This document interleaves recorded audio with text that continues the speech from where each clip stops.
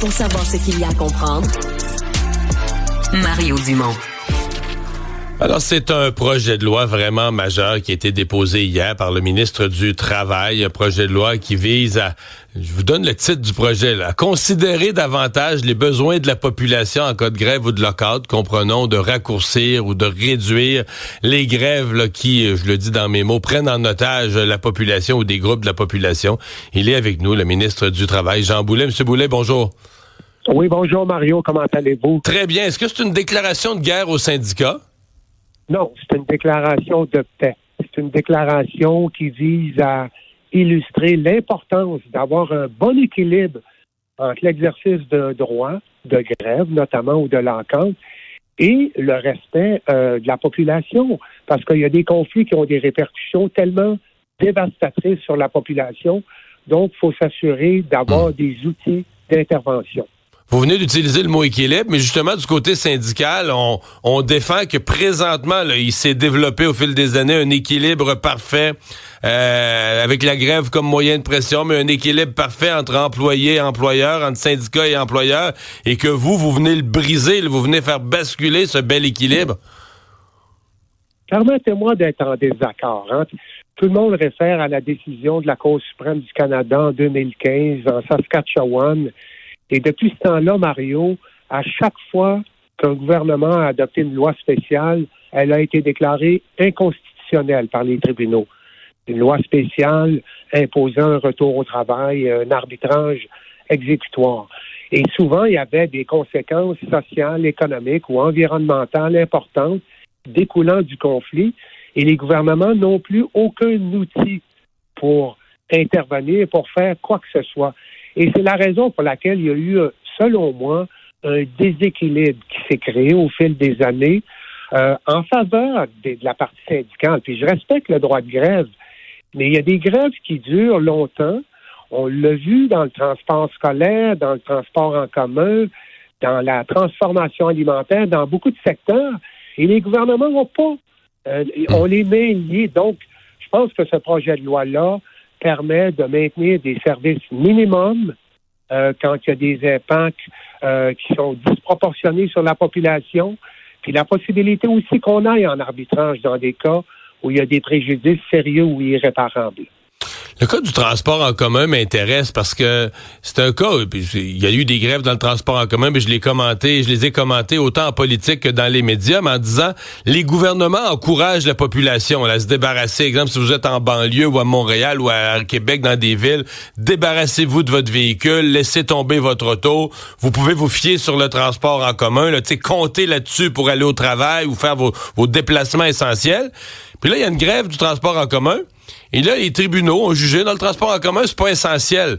Là, c'est complètement débile. Est-ce qu'un gouvernement, une autorité publique peut dire aux gens, moi, je vous garantis le transport en commun, abandonnez votre auto. Puis après ça, une autre autorité publique, vous allez me dire le tribunal, mais vient dire, non, le transport en commun, c'est pas essentiel. Si tu demandes aux gens de lâcher leur auto, ça veut dire que le transport en commun, il devient essentiel pour ces gens-là. Il y a des contradictions qui ont été tolérées, là. Ah, totalement.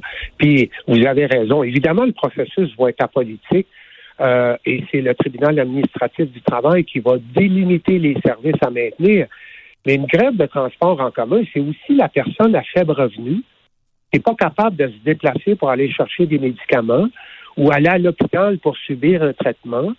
Le transport en commun, il a aussi des avantages écologiques. Il y a plein d'éléments qui doivent être considérés.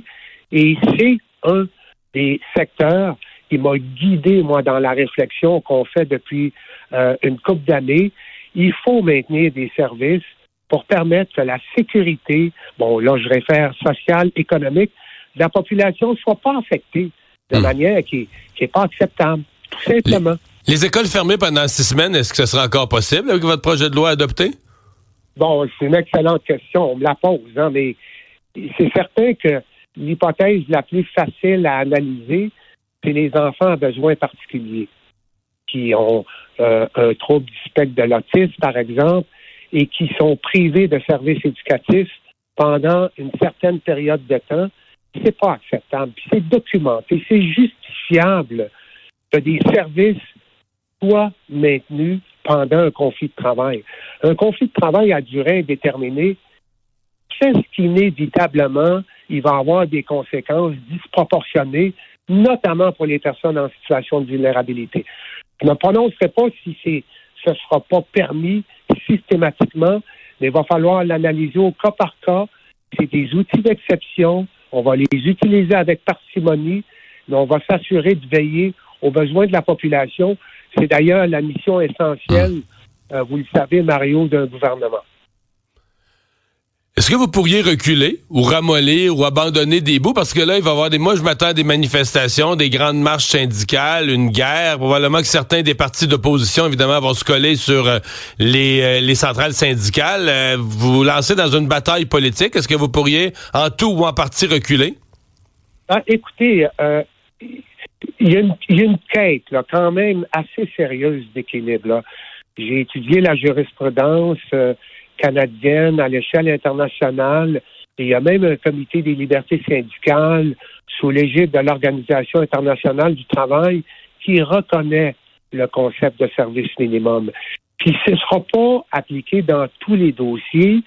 Quand on parle d'arbitrage de différends, on dit clairement dans le projet de loi que c'est un conflit où il y a une menace réelle de causer un préjudice grave ou irréparable à la population.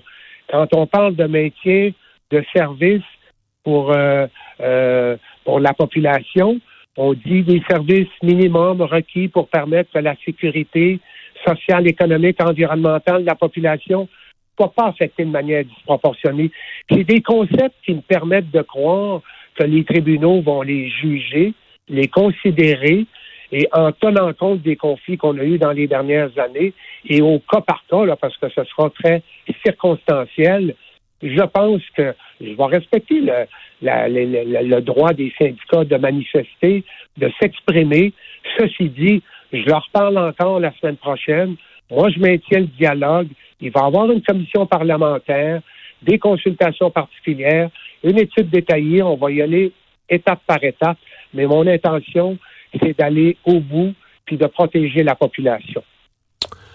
Monsieur le ministre, merci de nous avoir parlé ce matin. Au revoir, Mario, Jean Boulet, le ministre du Travail. Au revoir.